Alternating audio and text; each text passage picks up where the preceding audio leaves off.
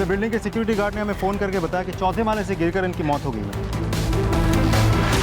चौथे माले पर बड़ी बेटी मित्रा के साथ रहते थे। ये छोटी बेटी पलक।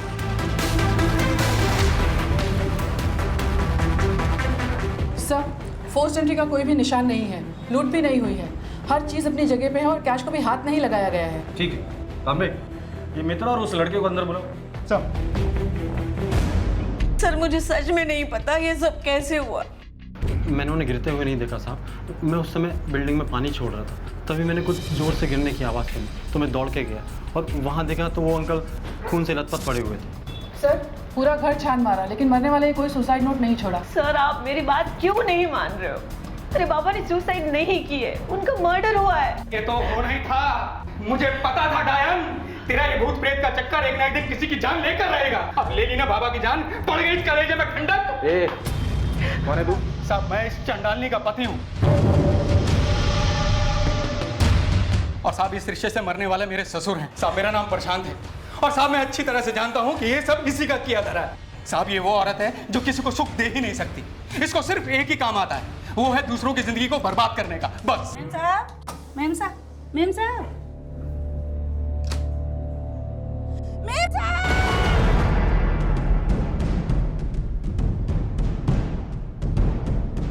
जिसने भी मारा है बड़ी बेरहमी से मारा है। मैडम मैं अपने फ्लैट में थी। आपको इस हादसे के बारे में किसने बताया? वॉचमैन ने। सर उस वक्त मैं घर पर नहीं था सर। कहाँ था? वो हॉन्टेड प्लेस होता है ना सर, वो ढूंढने गया था।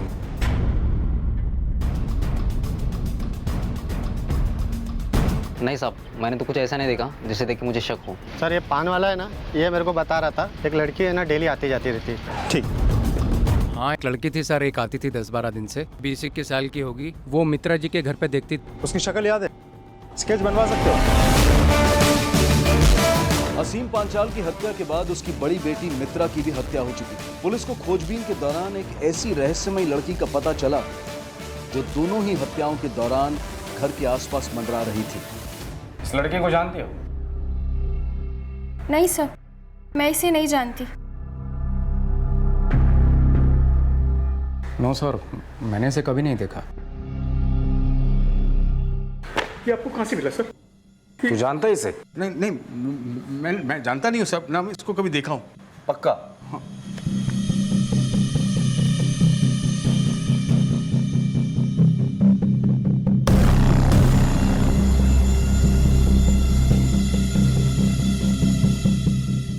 ठीक है, जा तू, जरूरत पड़ी हो दोबारा। तेरे हाथ क्यों कांप रहे? ठंडा पड़ गया तू तो, ठंड लग रही है यहाँ पर। हाँ? अब गर्मियां आई बदन में।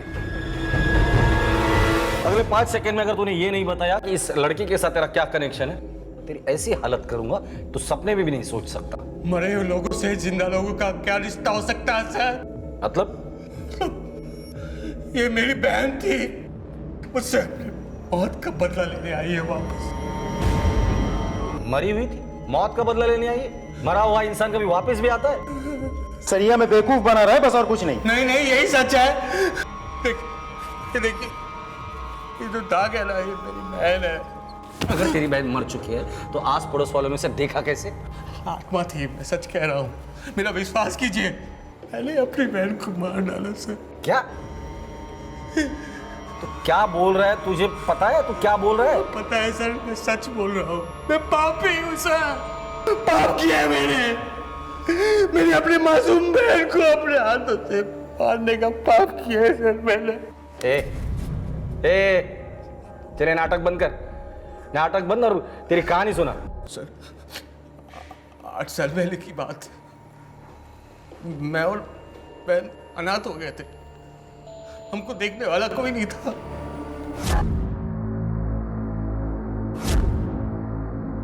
तो मामा ने हमको अपने घर ले गए। वहां पता है सर, हमको नौकरों से भी बदतर सलूक किया जाता था।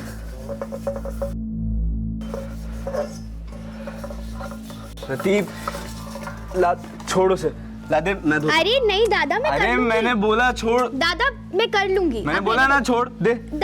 दे, मैं धोता हूँ ना। भैया आपके हाथ में तो छाले हैं। दादा बहुत दर्द हो रहा है ना?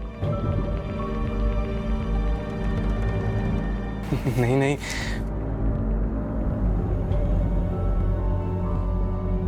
तेरे बर्तन धोने से ज्यादा दर्द नहीं हो रहा। तू छोड़। दादा आपके छाले अरे लग मैं जाएंगे, कर लूंगा, कर कितनी लूँ ना। कमी तो उस बर्तन है, मैं कर लूंगा। दादा मैं कर लेती हूँ। अरे मैंने बोला ना, बस हो गया।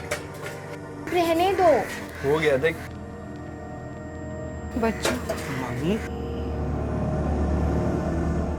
मुझे माफ कर देना। अगर मेरी तबीयत ठीक होती तो मैं ये सब काम तुमसे नहीं करवाती। नहीं मम्मी। अरे रंजन, तेरे हाथ में तो कितने छाले पड़े हैं। रति, जा मलम लेके आ।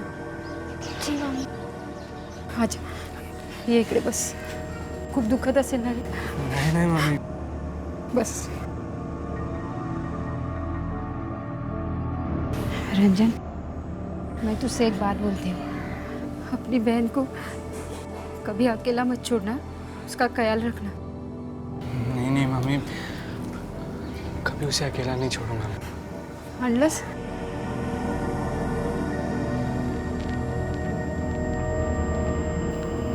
दर्द हो रहा है ना?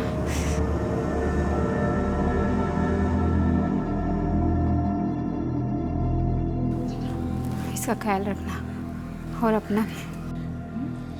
जी मम्मी।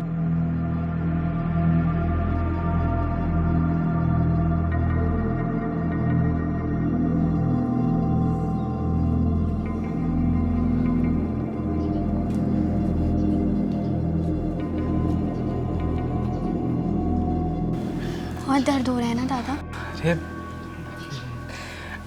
पागल, तेरे बर्तन धोने से ज्यादा दर्द नहीं हो रहा है। रतीब, तुझे याद है कितने अच्छे दिन होते थे ना वो, जब हम स्कूल जाते थे, कितनी मस्ती किया करते थे हम लोग। हाँ, लई मस्ती करते थे ना। इधर भी मस्ती करके पेट पाल लेना। हाँ, एक बात कान खोल के सुन ले, इधर खाना तभी मिलेगा जब ही काम करेगा। हाँ, हो मामा। कहला हुआ है। हाँ, चल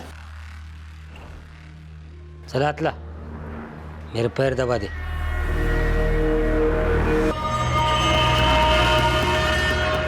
बिना पानी के रावस मासड़ी, जितना तड़पेगी उतना ही मजा आएगा।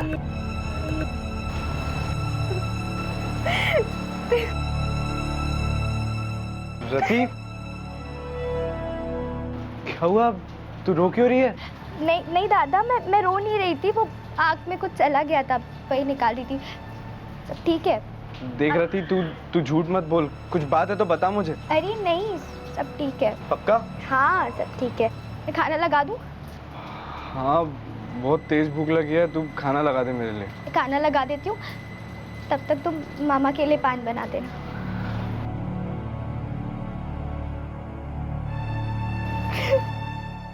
बुगडी माझी सांडली ग, जाता साताऱ्याला, हो जाता साताऱ्याला। मामा,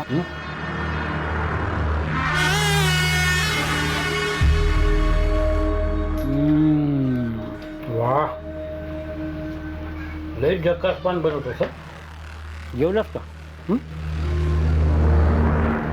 जा, तू खाना खा, रति को इधर भेज दे। वो पैर दबाती है ना तो बहुत अच्छा लगता है।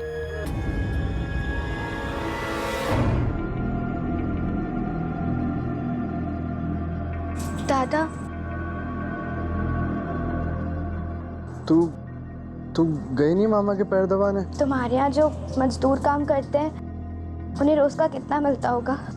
उन्हें दिन का कुछ 200 रुपये मिलता है। 200 रुपये में तुम कहीं भी बाहर अपना गुजारा कर सकते हैं ना?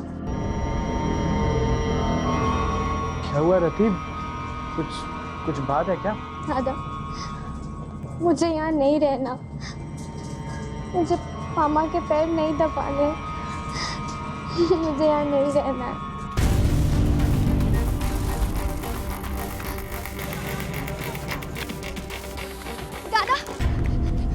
बहुत एक जरूरी चीज भूल गई हूँ, तुम यहीं रुको, मैं आ रही हूँ, ठीक है? अभी पर तू मैं आ रही हूँ, अब यहीं रहना, मैं आ रही हूँ।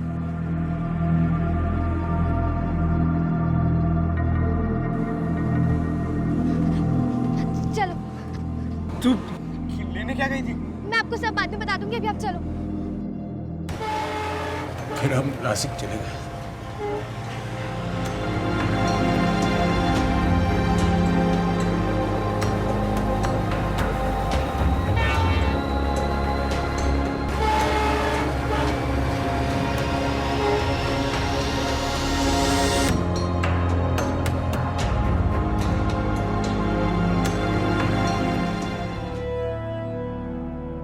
बैठ इधर, मैं बात कर।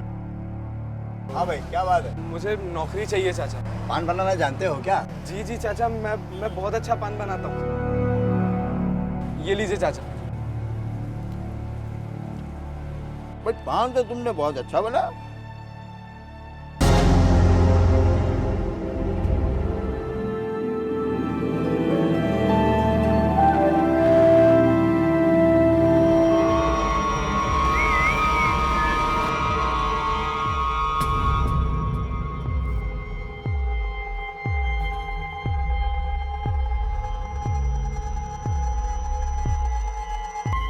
बेटा रंजन। जी चाचा। एक बात कहनी थी बेटा। कहिए ना। सबसे पहले तुम अपने रहने की व्यवस्था कर लो। तो बात क्या है, पान की दुकान पे तुम्हारी बहन का रहना अच्छा नहीं लगता है। ये रही तुम लोग की खोली, एकदम वैसे ही जैसे तुम लोग को मांगता है, एकदम सस्ती मद्दी टिकाऊ। देख लो, है ना रपचिक एकदम। भाई वो भाड़ा कितना होगा? देख, भाड़ा तो वैसे मैं 1200 रुपये लेता है, लेकिन तुम लोग क्या, अभी मेरे को अच्छा लगा, 1000 रुपये ले लेगा। लल्लन भाई वो पैसे अभी नहीं हो पाएंगे, कुछ टाइम बाद देंगे तो चलेगा। अरे यार, तेरे से पैसा मांगा क्या मैंने भी? हाँ देख, तुम लोग बहुत अच्छा लड़का है, तो इसलिए मन लगा के काम पर, सिर्फ काम पे ध्यान दे। पैसा तो क्या आता जाता रहता है। भाई वो मुझे ना चाचा की दुकान पे जाना है। मैं हाँ, तू निकल। देख क्या है, काम पे जल्दी जाने का, काम की इज्जत करने। हाँ तू निकल। ठीक है भाई, चल रही, मैं जाता हूँ, है ना? मैं शाम को लौटूंगा तो अपन घर जमा लेंगे, ठीक है? और देखो जो कुछ भी लगे तो तू लल्लन भाई को बोल देना।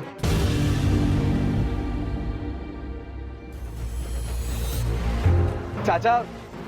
अरे रंजन बेटा, इतनी जल्दी वापस आ गए? जी चाचा, रहने का इंतजाम हो गया है, 1000 रुपये महीने पर खोली मिली है। इतनी सस्ती? किसने दिलवाई? वो लल्लन भाई जी है ना, वो सुंदर मोहल्ले वाले, बस उन्होंने ही दिलवाई है। और घर के सारे सामान का इंतजाम भी वही कर रहे हैं। बहुत अच्छे इंसान है वो लल्लन? जी। अरे एक नंबर का छटा हुआ बदमाश है वो। जल्दी जाके देख, उसने तेरी बहन के साथ कुछ कर ना दिया हो। जा भाग, जल्दी जा।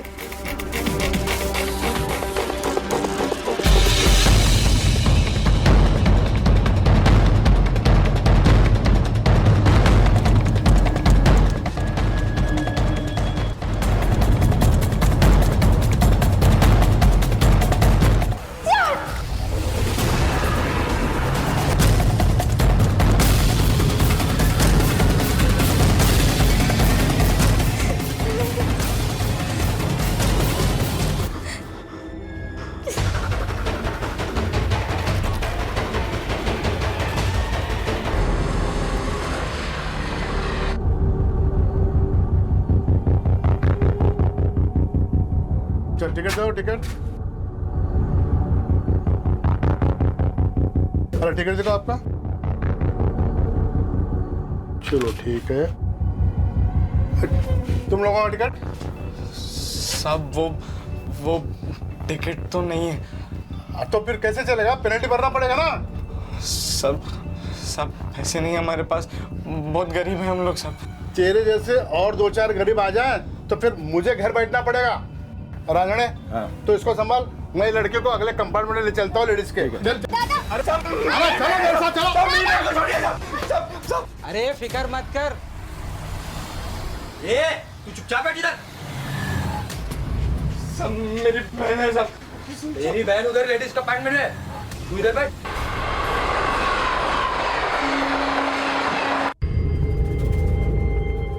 दादा देखो, मैंने टिकट भी बनवा ली और मुझे कुछ पैसे भी मिल गए। ये लीजिए टिकट, अब छोड़ दीजिए मेरे दादा को। बड़ी समझदार है। ठीक है।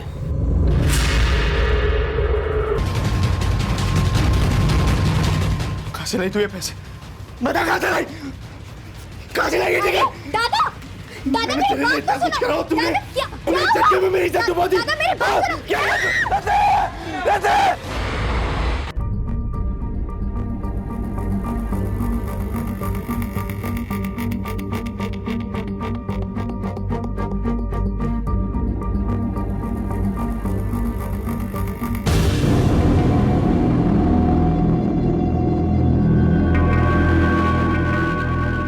सर वो कल जिस लड़की का मैंने टिकट कराया था उसको कहीं देखा क्या आपने? रति?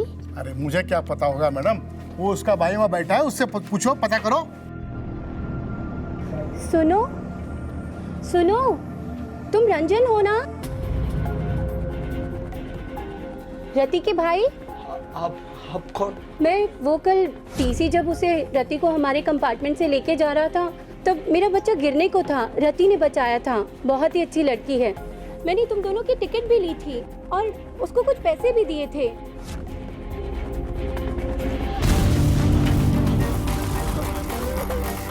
आपने उसे पैसे दिए थे? हाँ मैंने उसे पैसे दिए थे। आपने उसका टिकट कराया था? हाँ मैंने कराया था। सच कह रहे हो, आपने उसे पैसे दिए थे? अरे हाँ मैंने दिए थे।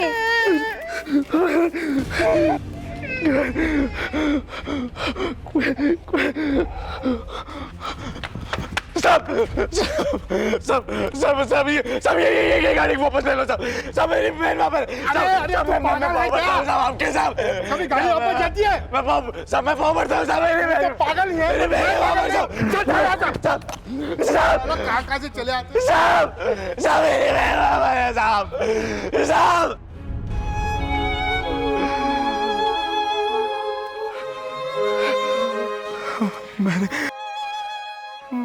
मैंने रति को मार दिया। मैंने रति को मार दिया।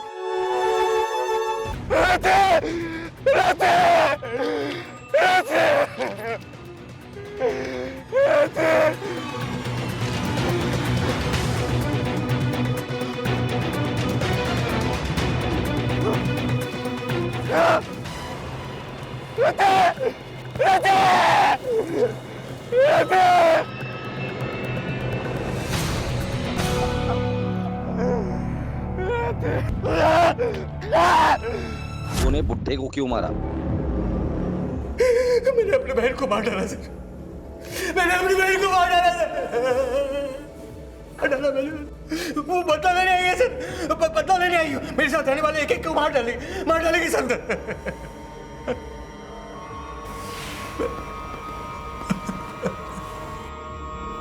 कोई मरा हुआ इंसान वापस कैसे आ सकता है? लेकिन सर एक प्राइम सस्पेक्ट अपने आप को एक खून से बचाने के लिए दूसरे खून का कन्फेशन क्यों करेगा?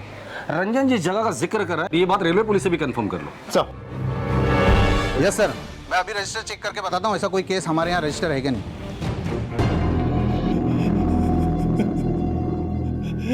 मेरी प्यारी मुझे माफ कर दो, मुझे माफ कर दो मेरी, माफ कर दो। तो मैंने रेलवे पुलिस से बात की लेकिन ऐसा कोई भी केस वहाँ रजिस्टर नहीं हुआ है। कुछ समझ में नहीं आ रहा सर क्या हो रहा है। और रंजन जिस जगह का जिक्र कर रहा था ये उस जगह के कुछ फोटोग्राफ्स हैं सर। 8 साल बीत चुके हैं और उस पर्टिकुलर स्पॉट पे ट्रेन बहुत स्पीड में चलती है। तो 8 साल पहले भी चलती होगी। वहाँ से गिर के बचना ऑलमोस्ट नामुमकिन है सर। तो फिर रति की लाश रेलवे पुलिस या रंजन को क्यों नहीं मिली? सर ऐसा भी तो हो सकता है कि वो ट्रेन से गिरी और किसी झाड़ी में जाके गिर पड़ी जहाँ किसी की नज़र नहीं गई होगी और फिर किसी जंगली जानवर ने उठा के खा लिया होगा।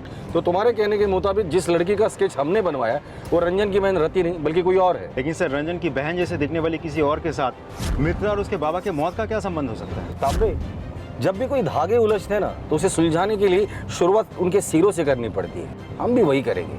मैं एक टीम लेकर रंजन और रति के गांव चले जाता हूँ। तुम यहीं रहकर इस केस का इन्वेस्टिगेशन करो और मुझे अपडेट करते रहना। सर। हाँ सर, 8 साल पहले जल के मर गया था। गांव वाले को पूरा यकीन है रंजन और रीति ने मारा है। अभी उसके घर पे कौन है? उसकी औरत रहती है। रहता कहाँ है वो? आगे जाके दाएं मुड़े को। ठीक है। सब मुझे अच्छे से याद है। उस रात कोई लालटेन लेकर मेरे पति के कमरे की तरफ गया था। मैं हमेशा बीमार रहती, इसलिए मैं उठ नहीं पाई, पर मुझे थोड़ा थोड़ा याद है। शायद रति या रंजन में से कोई था। थोड़ी देर में ही उनका कमरा आग की लपटों में गिर गया। उसके बाद रति और रंजन कभी नहीं दिखे। तो साहब, एक बात मैं बोलती हूँ, मेरे पति के कर्मों का फल उनको मिल गया। वो कमीना अपने ही भांजी पर बुरी नजर रखता था। अगर मेरे बस में होता ना तो मैं खुद उसे मार देती। आपने फिर कभी रति और रंजन को देखा है? नहीं। आपने इस लड़की को देखा है कभी? नहीं, मैंने तो इसे कभी नहीं देखा। मित्रा के बारे में क्या जानती हो? अरे सर, वो मित्रा मैडम, उनसे तो दूर रहना ही अच्छा। काला जादू, टोना टोटका सब करती थी वो। सर, मैं 1 लाख रुपए इन्हें एडवांस देकर गया था। प्लीज़ मित्रा जी, आप समझने की कोशिश कीजिए। मैं बड़ी उम्मीद लेकर आपके पास आया हूँ। हमारे पिताजी पुराने ज़माने के टिपिकल बिजनेसमैन थे। उन्होंने जितना पैसा बैंक में रखा उससे कहीं ज़्यादा इधर उधर छुपा कर रखा था। वो बताते थे कि जब मैं जाऊँगा तो कौन सी दौलत कहाँ छुपा कर रखी है सब बता कर जाऊँगा। मगर अचानक उनका इस तरह देहांत होने से सब गड़बड़ हो गई। प्लीज़ मित्रा जी, आप मेरे पिताजी की आत्मा से पूछ कर ये बता दीजिए कि उन्होंने वो दौलत कहाँ छुपा कर रखी है। पैसे तो मिले नहीं और काम भी नहीं हुआ। मित्रा और उसके पिता का रिश्ता कैसा था? पिताजी के साथ उनका सब बढ़िया था, लेकिन उनके नौकर के साथ उनका कुछ दिनों से झगड़ा चल रहा था।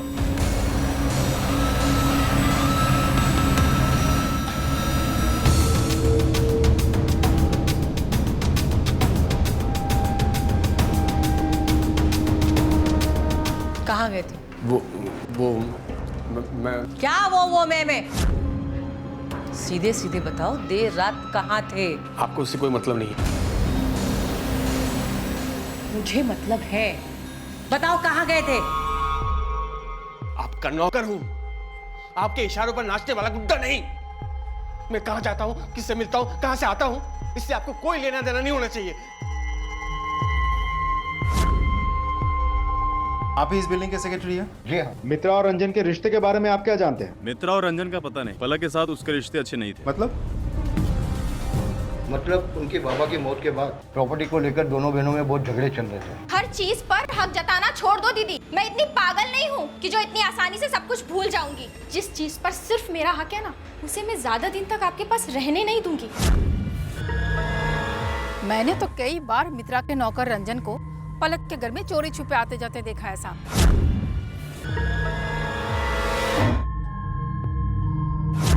मुझे तो लगता है जरूर कोई चक्कर है।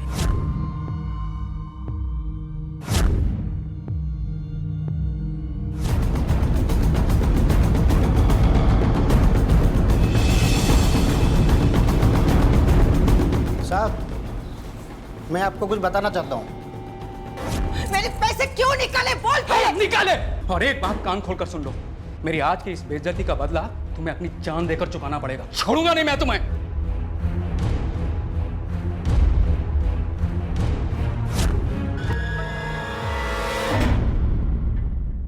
तुम्हारे पास अपने बाबा और अपने बहन को मारने के सारे मोटिव्स मौजूद हैं। पहला, मित्रा के मरते ही तुम्हारे और रंजन के बीच के रिश्ते के काटा साफ। दूसरा, अपने पिता के सारे प्रॉपर्टी की अकेली मालकिन तुम, मतलब प्यार और पैसा दोनों अपने हाथ, जो खून से रंगे हैं। बस कीजिए, भगवान के लिए बस कीजिए। ये सच नहीं है। मैंने अपनी बहन को नहीं मारा। मुझे सब में मत फंसाइए, मैं सच कह रहा हूँ, मैंने उसे नहीं मारा। हो सकता है उसका अपने यार से कुछ लफड़ा हुआ हो और उसी ने उसे मार दिया हो। कौन यार? हाँ, वो रंजन है।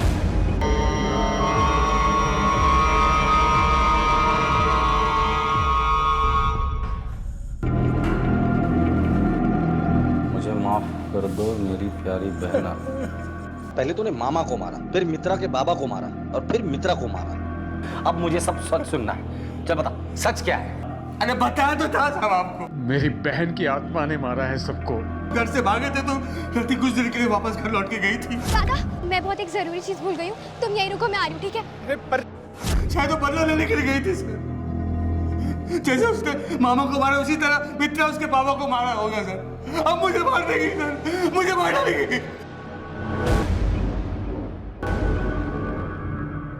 राम राम सर। राम राम। ओह, रंजन को क्यों पकड़ा है? मर्डर का केस है उसके ऊपर, अंदर पूछताछ चालू है। या डॉक्यूमेंट मध्ये नावच नाही त्याचं। सर एक बुड्ढा बाहर पूछताछ कर रहा है कि वो लड़का रंजन जिसे हमने लॉकअप में रखा है उसकी हालत कैसी है। बुड्ढा? कहीं इस केस से रिलेटेड कोई इन्फॉर्मेशन तो नहीं है उसके पास? फौरन बुला लो उसे। सर दादा नई सड़क चलोगे? तू जा रहा है? ऑटो ऑटो रुको। अब क्या करें सर?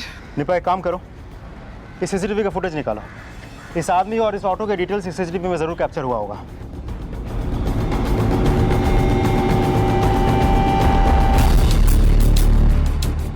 पॉज करो, जूम करो, इसकी फोटो निकालो और ये रिक्शा नंबर भी नोट कर लो। ये कौन है ये पता करो, रंजन का इसके साथ क्या कनेक्शन है ये भी पता करो। सर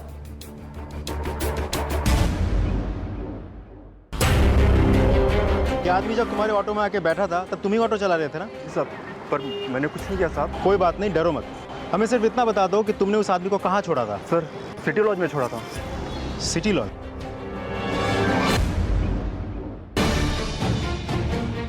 ये फोटो देखिए, ये आदमी आप ही के लॉज में रहता है क्या? है नहीं साहब, था।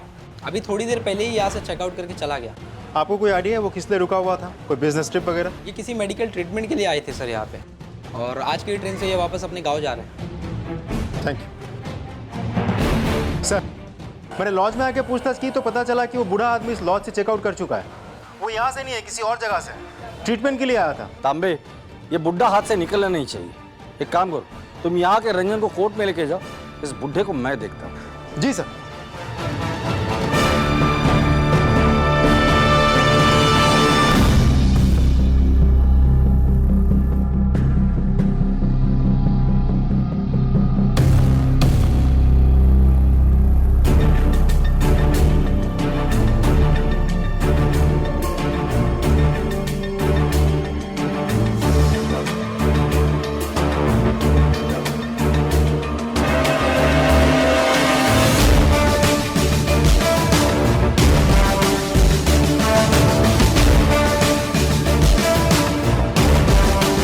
रंजन से मिले बगैर ही जाओगे?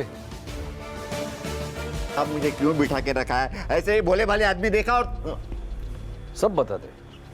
पहले अपने बारे में बताओ, कौन हो, कहाँ से आए हो, और मेरे पुलिस स्टेशन के बाहर रंजन के बारे में क्यों पूछताछ कर रहे थे? वो इज्जतपुरी गांव, उसका सरपंच हूँ मैं। वो चाय की टपरी पर चाय पी रहा था तो देखा कि आप किसी बच्चे को पकड़ के लेके जा रहे हैं। गरीब भोला भाला लग रहा था तो सोचा चला पूछ लो उसके बारे में, बस। पूरे पुलिस स्टेशन में वही एक मासूम चेहरा तुम्हें दिखाई दिया? एक दो कांस्टेबल भी है मासूम चेहरे के, उनसे मिला दूंगा ना, सारी सरपंची बाहर निकल आएगी। सच सच बताओ। साहब मैं क्यों झूठ बोलूं? मेरा क्या लेना देना उससे? अरे खड्ड्यात गेला ना तो मला काय करायचंय? नीपा, इसे जानते हो? ये फोटो आपको कहाँ से मिला? ये तो मेरी बहू थी। बहू थी? थी मतलब? सब अब वो इस दुनिया में नहीं है,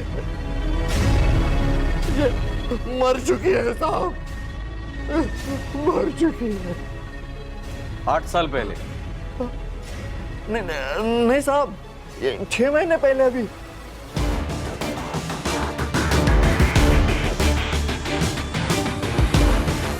इन सारे सवालों के जवाब हमें मिलेंगे कल इस केस के दूसरे और आखिरी भाग में।